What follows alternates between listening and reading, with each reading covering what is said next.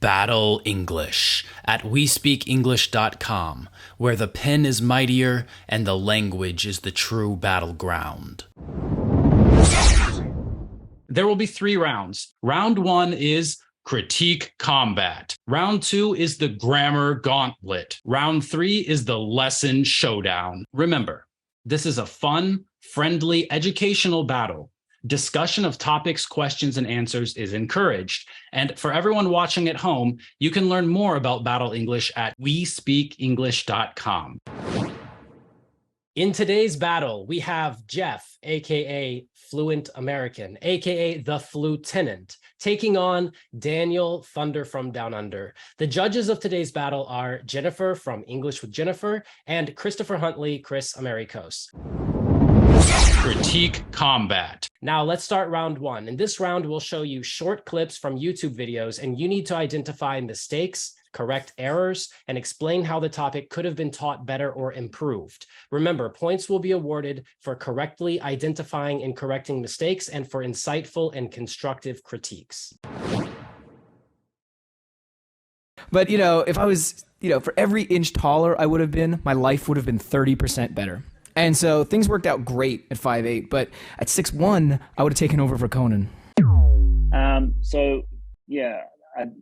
I had trouble with that one, Kris. I couldn't find a mistake there, unfortunately. Sorry to say. He repeated himself, but I couldn't find an exact grammar mistake, unfortunately. Okay, maybe you have other commentary on the video or something. He said it really quickly, the words together. He said, I had been, and he said, but unfortunately, he said it very quickly, but I couldn't see any grammar mistakes there, unfortunately. Yeah. All right, Geoff, do you want to add anything to this? Yeah, I think, so he's getting into some hypothetical territory, right? He's basically saying something like an unreal past conditional. That's basically what he's doing, kind of playing around with. So that repetition of if I would have been, then if I would have been, kind of things like that. And it's hard because I don't even want to say that's necessarily a mistake, because I think situations like that, you hear native speakers. Is my wife around? This is a mistake that native speakers make all the time with unreal past conditionals. So I think it's hey, are you doing more prescriptive grammar? Are you doing more descriptive grammar? Similar to that too, he starts and he corrects himself. He says, if I was, and then he says, if I had been.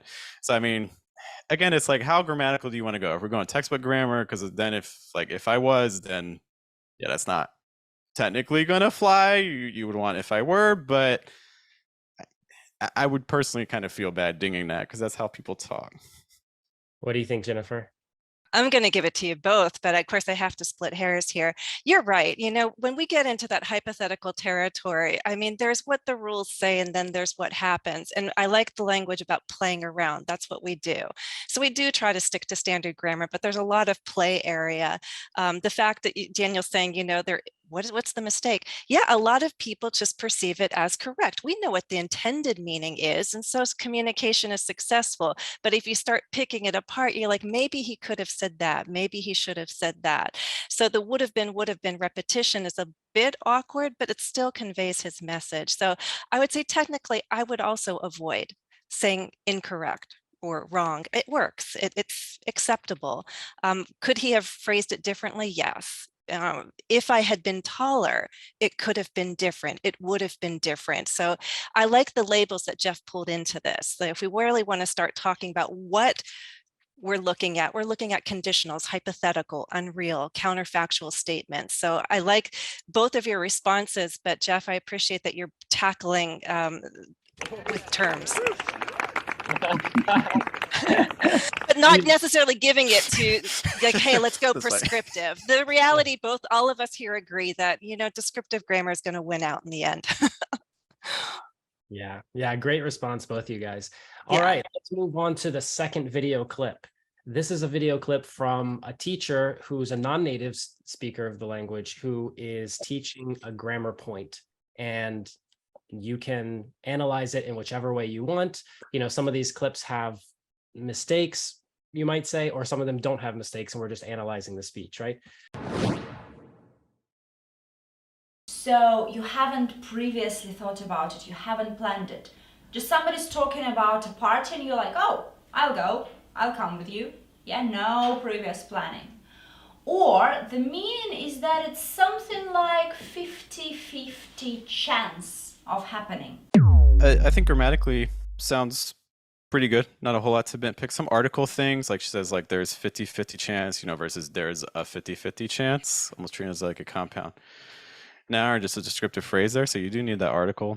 But the big things that kind of stand out to me are pronunciation wise, and we're going for American English, right? Well, I don't know. To me, it sounds like she leans more British English. So that's what I was gonna talk about. So I'll put it this way, I'm gonna phrase some things based on if a student were interested in an American English context, there's some things that I think you'd want to be aware of. Firstly, with diphthongs, sometimes your diphthongs are getting a little bit overly tense at the ends, like so you hear like O sounds, like I forget if she said go, but there was one word that ends on an O, but it's kind of O versus like oh. Some other typical things of Slavic languages, kind of in connection with that point, some final vowel sounds. So for instance, over reductions, you see this on final E sounds. So like you could hear like 50 versus like 50. So making sure that your E sounds aren't becoming S sounds. That's a very common reduction for Slavic languages. Some of the things you want to watch out for, again, O sounds, sometimes getting overly tense, say O, or sometimes also getting reduced like an like window, becoming like window and things like that. I would also say the placement trend's a little high. Like it kind of sounds like she's talking kind of top of throat, back of mouth, versus trying to engage the diaphragm more and trying to get a little bit more airflow to pass through. These are all things that I think would help on a pronunciation basis. I do want to say one thing I liked just in terms of pitches. In general, in American English, when you're switching from one thought group to the next in a sentence, you do want to mix up your pitches.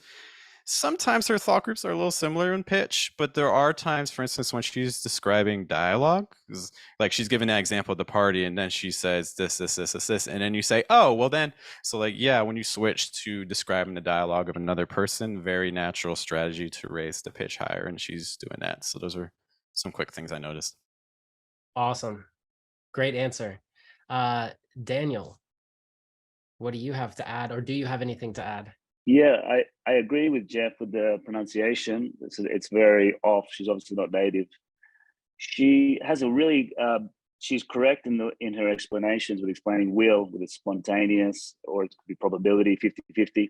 She says the mean, which could be confusing. I immediately thought that was a mistake, which she said the mean of da-da-da-da. I think she should have said the meaning of that. But then I thought a mathematical thing came into my mind. Does she mean the mean mathematically? But I think she meant to say meaning, but she didn't pronounce it very correctly. She's absolutely right. It seems like she's teaching very well with the will as it's in spontaneous. It's for probability. It's things that happen in the last minute. So I thought it was pretty good. But other than that pronunciation thing and the mean word, other than that, it was pretty good teacher, good lesson, I thought. All right, let's go to the third video clip. Last year, my friend Danny, and I still want to kill him for that, set up a blind date for me and a friend of himself. That was a lady he was working with. The immediate mistake there, a friend of himself, obviously sounds incorrect. A friend of his, would be the correct phrase. A friend of his or a friend of himself is incorrect. Other than that, it sounded quite good. The description he was using was quite good, but other than that, that's the only mistake I could find here for that. Anything to add? Yeah, a couple of things. Pronunciation wise, really helpful that he put up the subtitles, because you see things, for instance, Danny becoming Danny. So we've got some vowel things, confusion with that sound linked with a nasal. It's like Dan, that and. There's also some stress related things. So he says blind date, which can be a compound noun. So sometimes you get the stress on blind, but I think the more frequent way you hear that is honestly with the stress more on date, like, oh, I have to go on a blind date with someone. So there's some stress things there. In addition to that, again, focusing on I teach pronunciation. Like the things that are standing out to me are especially pronunciation based. Like his pitch is very clear. He is reading. First of all, it's very clear he's reading. So some of this is just kind of public speaking stuff, because what's happening is his thought groups are very disconnected. There's not much joining his thought groups together. So basically, it's like if I talked like this, which is occasionally causing some of his stressed words to be a little bit unbalanced and not be correct. And it's also, what it's also doing is it's never giving him a chance to flow, because he has so many stresses, because he has so many thought groups. So he's never really giving himself the opportunity to use some of those lower pitches that are much more frequent among native speakers, because every time you're going back to those stressed words, that's such a high frequency, you get really stuck at those higher pitch ranges. So I think trying to use some longer thought groups would have been really helpful, and trying to limit some of the stressed words would have been pretty helpful as well. So yeah, some stress related things, some linking things with thought groups, of some mispronunciations of vowel sounds. Those are the big things I'm noticing really quick. Yeah, I didn't notice that he was reading. Like that didn't strike me at first, but now that you said it, I'm thinking about it, I'm like, I need to go watch it again. Yeah, watch his eyes too. He's definitely like staring at like I didn't notice he was reading either, yeah. I could be wrong, but it sounds like it's a teleprompter. That's why I haven't bought, even if I had the money, I don't want to buy one, because I don't like seeing people's eyes. You can see it happen. Yeah, never. Yeah. All right. Well, those were great answers. Let's go to the next video clip. Guys, the next clip is going to be a native speaker. She's giving a talk. It's an ed talk, not TED, but an ed talk. And she's talking a bit about her own personal experience. So listen out. Is there anything that you would question? You ever heard of kids that said, nobody never says nothing positive about them? That was me. So again, this is where we're getting back into that prescriptive descriptive grammar.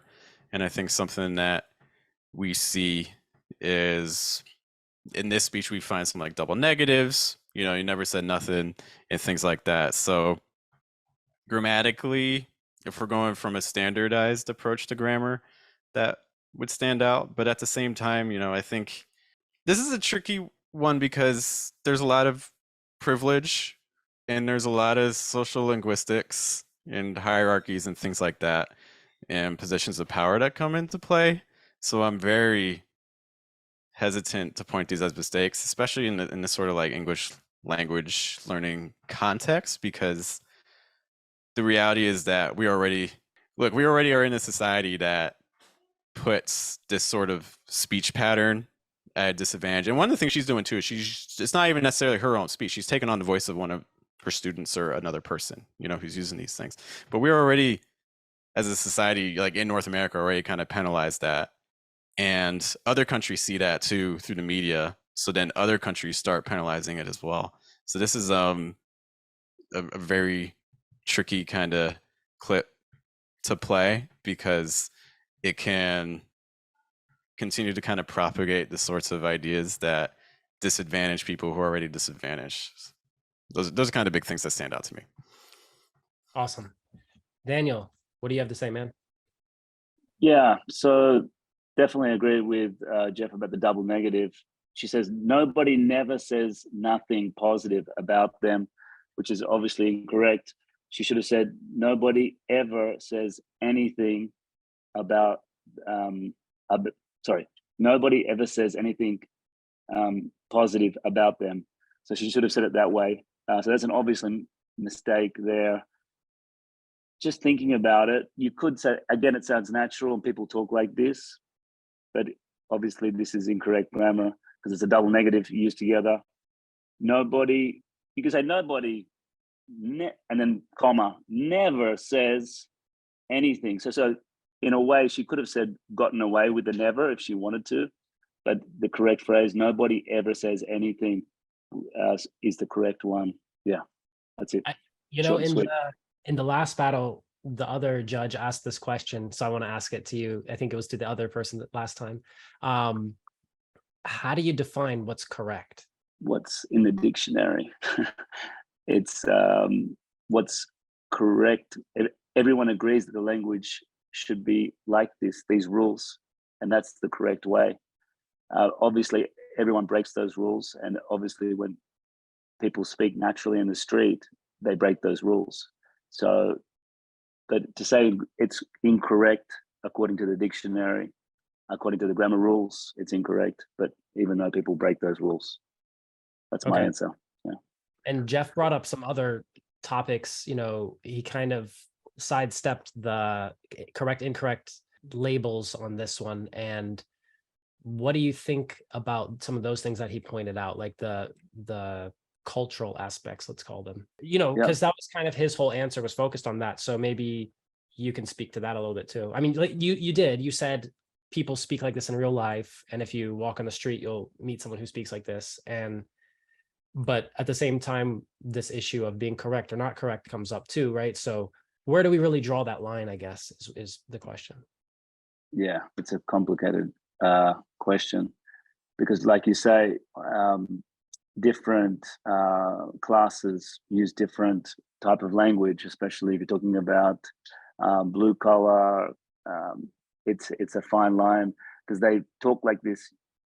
This cultural language indicates, it doesn't sound correct to say this, but maybe the class of the person. It's complicated to explain culturally, like you're saying. It's a good question, Kris. Very good question. Yeah, I'll jump in and say, guys, this is not all fun and games. I mean, the battle, it is a battle. There are going to be some very difficult things thrown at you because the reality is we do have to face this. We do have to face these questions of what language are we teaching? And the question is, do you have your viewpoint defined, and how are you going to explain to students, say, but this is what I'm hearing, and my friend says this, or I was at I had a conversation at work or at school and they all said that. How are you going to respond? Because what you're teaching the classroom could be different. It's the prescriptive versus the descriptive. So I think as teachers, we have to be ready to respond and rethink, perhaps, are we using the right language? Should it really be correct, incorrect, or should it more be like, standard versus variations, and then what's acceptable in certain contexts? Some words that came up in Daniel's explanation, natural. Perhaps I prefer that natural to something so rigid as correct, incorrect. What sounds natural in a certain context? What sounds natural in a certain circle? There are different patterns that are natural, but we try to navigate this carefully and give the best advice to our students so that they are natural and effective the majority of the time, right? Very well said. Yeah, absolutely. All right, let's jump into the next clip. The next clip is of a very well-known YouTube English teacher, but I don't want you to analyze it thinking of them as a teacher. Just analyze it thinking of them as a non-native speaker who has learned English to a very high level, and analyze it this way. Why in a car but on a bus? In is used with means of transportation where you can't stand up. Oh my God, English, you're so complicated. So you can't stand up in a car. So you say in a car. You can't stand up in a helicopter, but you can't stand up on an airplane. So on an airplane, in a helicopter, on a bus, in a car. So first of all, I've never heard of this rule before. You can't stand up. So I'm just basically trying to think about this, what you're saying. But necessarily it's not true because you can stand up in a train, for example. So this rule that you're saying is not really true. For example, you can stand up in a train. She said you use in a car because you can't stand up in the car. So that's what I see straight away. I like these rules. I do. And in general, they work a lot and they make sense. But there's a lot of exceptions. So she could be caught out there and a lot of people could call her out. Like I just said, you can stand up in a train. I'm in a train. You can say that. But she just said the rule is you can't stand up in a train. So that's a rule with a lot of exceptions, she's saying. So probably not the best rule to teach. That's my answer. Yeah, it's always tricky with prepositions. Prepositions are always about exceptions. for everyone watching, just please know, like, no matter what language you learn, like prepositions are probably like the hardest thing, and articles are probably like the second hardest thing. Like, I don't care what the language is. Grammatically, I thought what she was saying was fine. So honestly, I couldn't notice anything that was glaring. So I'm gonna kind of hone in on the pronunciation again. Let's excuse me. So a couple of quick things. Again, we're seeing that a plus n combination come up as a bit of a tricky sound. We saw that with like can, like can versus like can. There was one other word in there too as well that had an an sound to kind of watch out for. We saw this with some schwa sounds as well. So just making sure that at times your, versus are two different sounds. So just kind of watching out for that schwa sound. Again, that's a very common Slavic speaking thing among other language groups too. And then also just knowing that she does British English stuff too, but I know she also kind of highlights a lot of American English stuff. So I'm going to go in on that for like helicopter, like caw sound versus like ka. So just trying to make sure your ah sounds a little bit more open than the British one, which will tend to be a little bit more closed. Her rhythm was also a little bit staccato.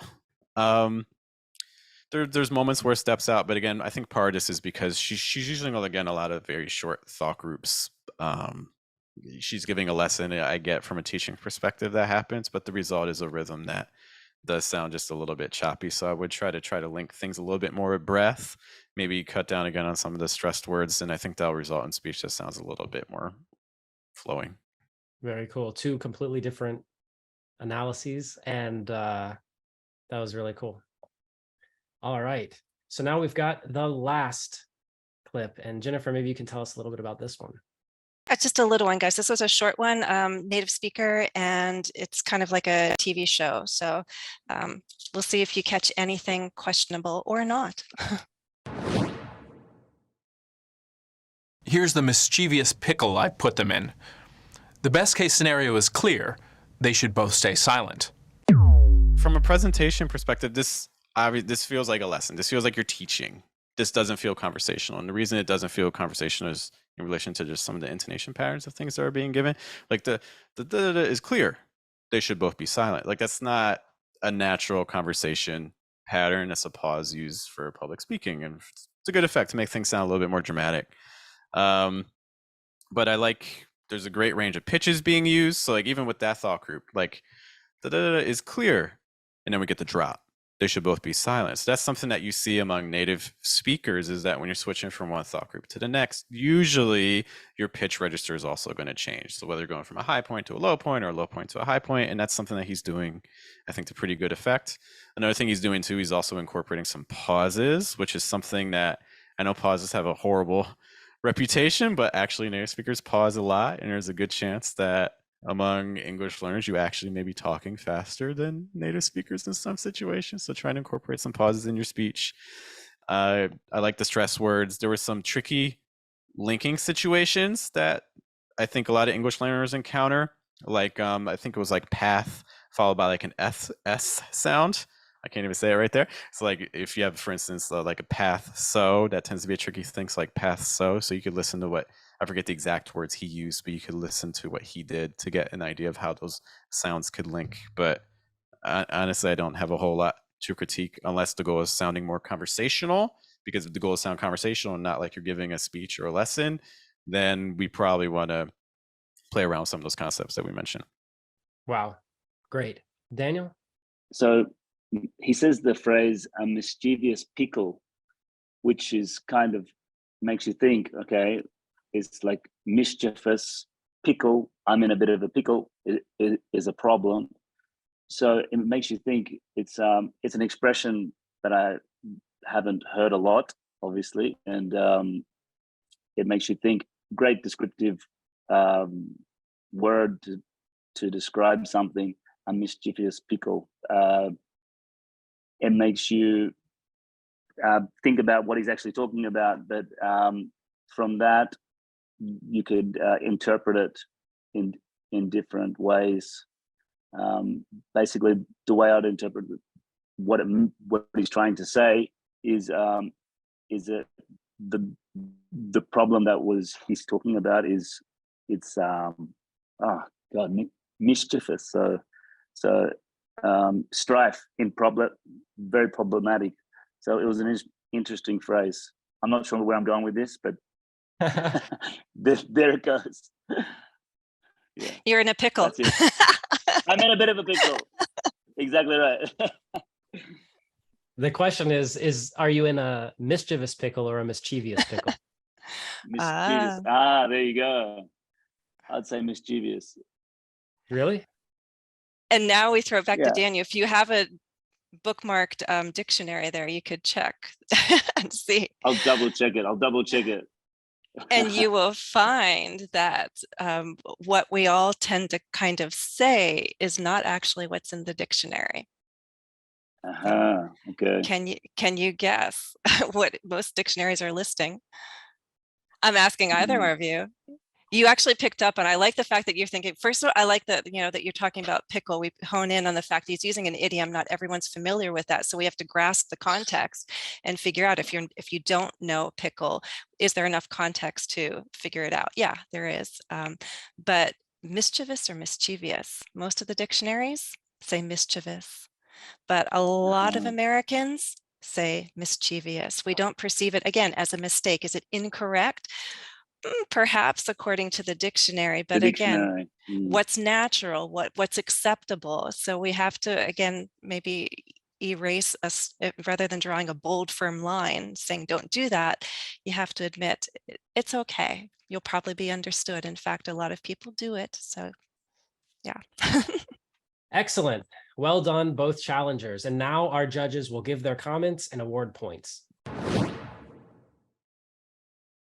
Okay, before the judges award points and make a final decision about who to crown the champion of the battle, I need to remind everyone watching that the judges chose the questions, the topics, and the videos.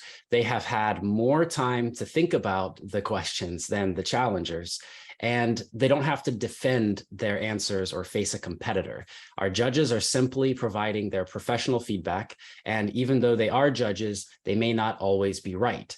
So always make your own decisions about what is correct or incorrect. But more importantly, always be yourself, no matter what language you speak. Our challengers are the real heroes of this battle, and we should start by applauding them for their valiant performance. All right. Well, Jennifer, how do you think round one went? Again, I want to congratulate both competitors, both teachers. They stepped up to the plate. We threw some curveballs and they remained standing. They did well overall. I really do appreciate how Geoff was careful and cautious when there was a video with non-standard patterns there, non-standard English. And I appreciate the hesitancy and restraint he showed. And because this was difficult to say right or wrong, it's just simply not standard English, but not necessarily wrong or bad English. And I appreciate that he was, one, even hesitant to speak about it, and two, avoided those problematic labels. So I appreciated that. So I would caution Daniel to adopt more of that hesitancy, that hesitation, and not be so rigid with right and wrong. So with that point alone, which is a very important point, I'm going to lean towards giving another point to Geoff there. Although I really do appreciate that, Daniel spoke on instinct, admitting when he was comfortable to comment and when he had some doubts. That's important for any teacher to admit. There were times when both had to say, I don't see anything wrong. Good answer. It actually is. If you don't see something wrong, why are you searching then for something wrong? So I appreciate the restraint and hesitation that Geoff was very open about how he felt. I would caution these competitors and Geoff too, use some of that restraint also when you're critiquing the non-native English-speaking teachers, because we want to critique in such a way that we don't undermine what these teachers are able to bring to the table. So nitpicking with pronunciation, you got to be careful there too, because is it really wrong? Is it really a mistake? If it's falling within the range of what's comprehensible, I also don't see that as wrong. The goal is communication. So be a little cautious there. Yeah, I really liked how the discussion around round one and really this whole battle was about prescriptive and descriptive.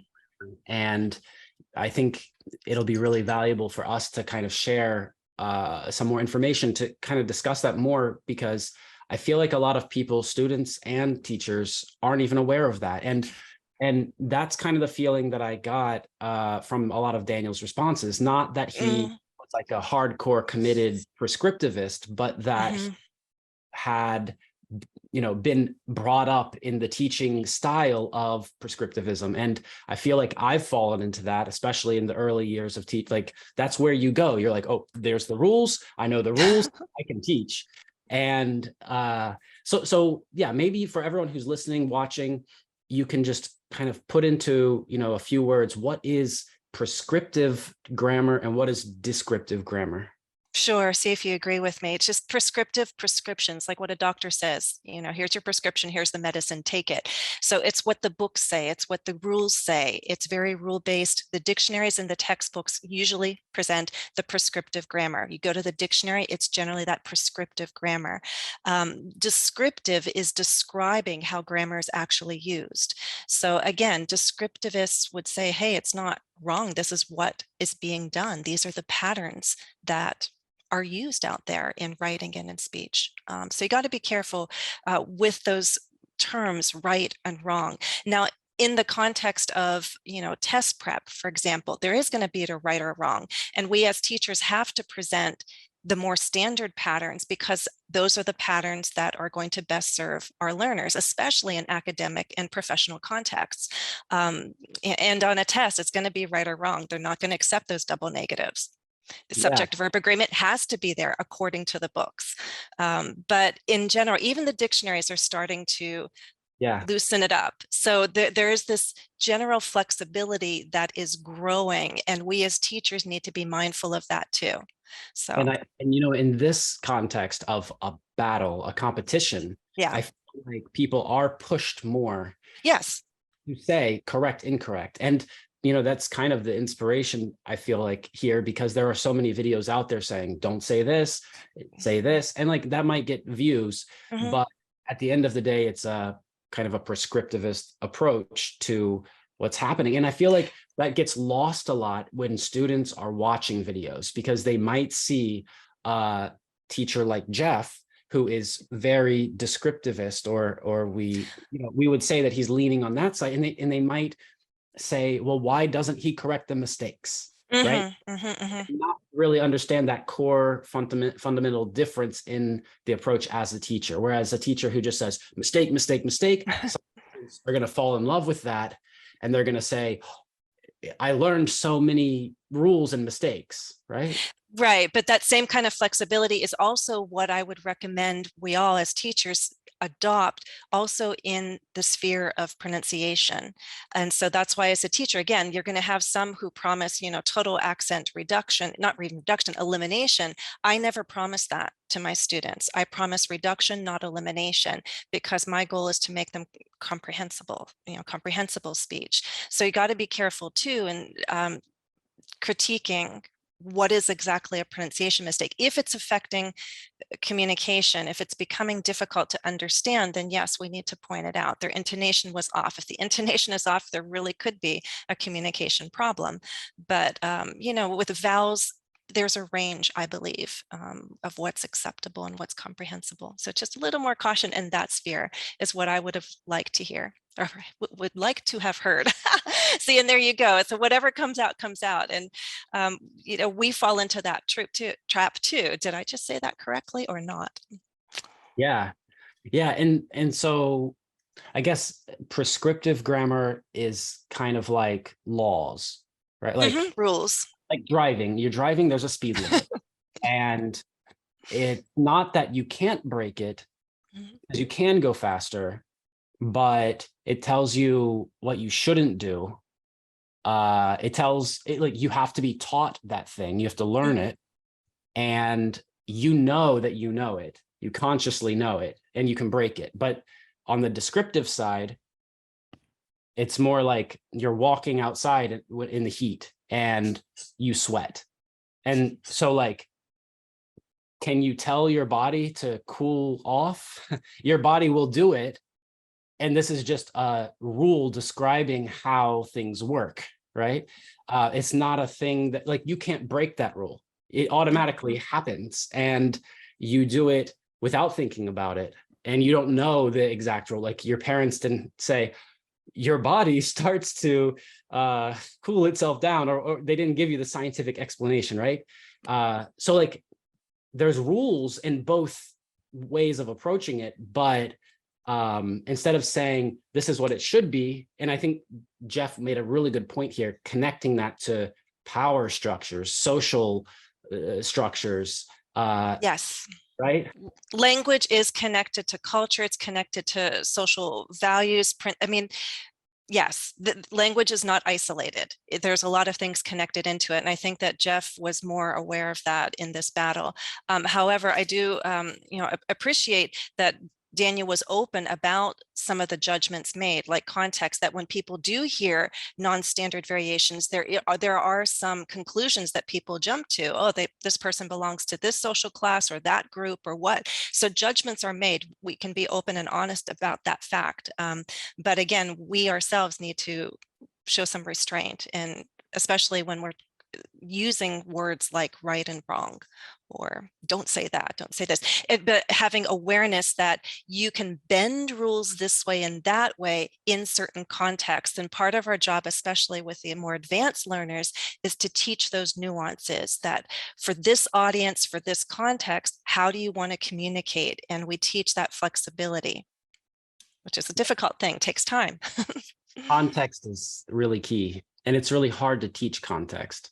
Especially when you're like, especially in an online classroom, because you are limited to certain things. Like, you can role play as much as you want, but there's nothing that prepares you for, like, this morning, I took my mom to the airport. We stopped at Dunkin' Donuts, went through the drive-through, and I could barely understand what the guy was saying. And I'm thinking to myself, how would a foreigner? Oh yeah, I've done that. Yeah. Speaking through the machine there, like, it would be impossible. I've done that with phone conversations, and this is the thing. So comprehensibility, that's the key. And so a lot of the teachers that we saw, I think they had comprehensible speech. It was clear to my ears. And they were teaching grammar, which means what they were bringing to the table was good. Their pronunciation was clear and accurate enough to successfully teach those grammar points. So I wouldn't nitpick with pronunciation there. But when I was on the phone a couple times, with customer service, it often is somebody overseas. And I think my ears, like yours, they've been trained, and I'm pretty good at understanding a range of accents. So for me to actually struggle to understand somebody in customer service, not even due to connection, but pronunciation, there's an issue. And so I wish I could help that particular kind of person on customer service calls, like, slow down, first of all, use the thought groups. Watch those vowel sounds. Pointing out comprehensibility and like intelligibility, being able to understand what the person's saying. I really believe that that's a core element of communication and language learning, because that's the whole point. It's not about being right and wrong. It's about understanding each other and communication. So from that perspective, I've now taken another perspective that me as a native speaker, whatever that means, that's a separate discussion, right? Whatever that means, like, if I go to Pakistan, if I go to Saudi Arabia, if I go to Malaysia, people speak English differently. There's a different variation, and everyone there is used to that.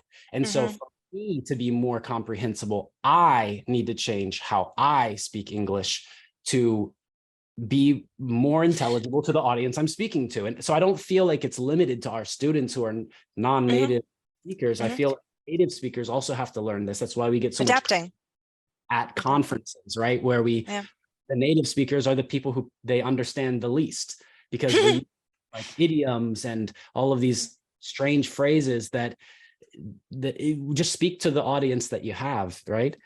It's also, it's not even like idiomatic language, of course, that can be problematic. But, the people who love to show off their vocabulary and sound super intelligent. Okay, great. You have more active vocabulary than I do. But if you're constantly throwing out that words and people can't understand, you're not being successful as a communicator. So there's a time and a place to sprinkle those low frequency words, and really, and not to show off, but again, for the sake of communication, because that specific word really captures the idea you wish to express. So again, it's having judgment of what's appropriate for your audience. How are you trying to communicate? What are you trying to communicate? For whom?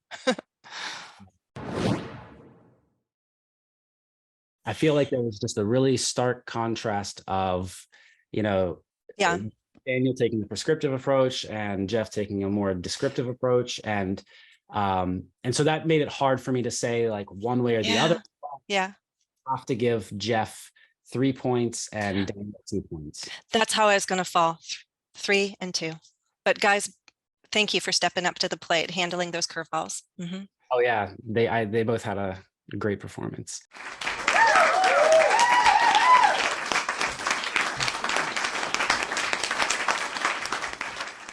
Okay, that's round 1. Stay tuned for round 2. Remember to subscribe to our YouTube channel and don't miss the next round or our future battles. Click subscribe now. Battle English at WeSpeakEnglish.com. Do you agree with the judge's decision? Write a comment under this video and tell us your opinion. Learn more about Battle English at WeSpeakEnglish.com.